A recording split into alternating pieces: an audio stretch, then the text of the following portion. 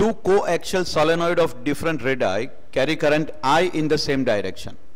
Let F1 be the magnetic force on the inner solenoid due to outer one, and F2 be the magnetic force on the outer solenoid due to inner one. Then option A says F1 is radially inward and F2 is radially outward. Option B says F1 is radially inward and F2 is 0. Option C says F1 is radially outward and F2 is 0. Option D says both are 0. F1 and F2 are 0. Now, if we consider the solenoid structure as described in the problem, it goes like this. The very first understanding gives us a very clear fact that F2 is equal to 0. That is, force exerted by the smaller solenoid on larger solenoid is 0. Why it is so?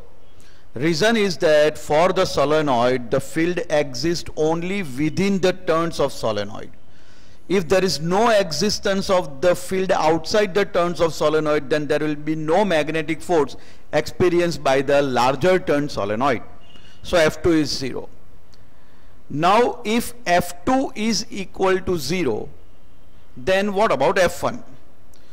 Now F1 is also equal to 0. What could be the possible reason for F1 to be 0?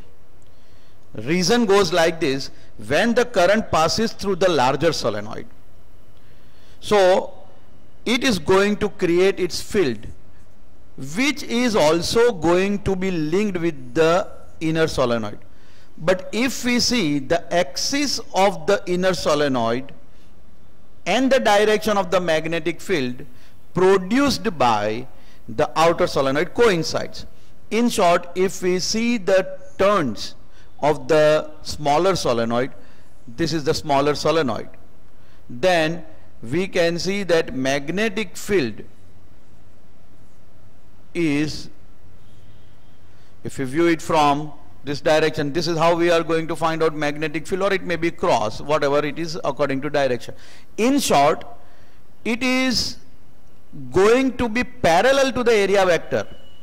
If magnetic field is parallel to area vector, then it will not produce torque and hence it will not produce force. So even F1 is equal to 0. F1 is 0 not because there is non-presence of magnetic field. There is presence of magnetic field, but there will be no presence of torque because of the orientation. So correct option in this case is option D.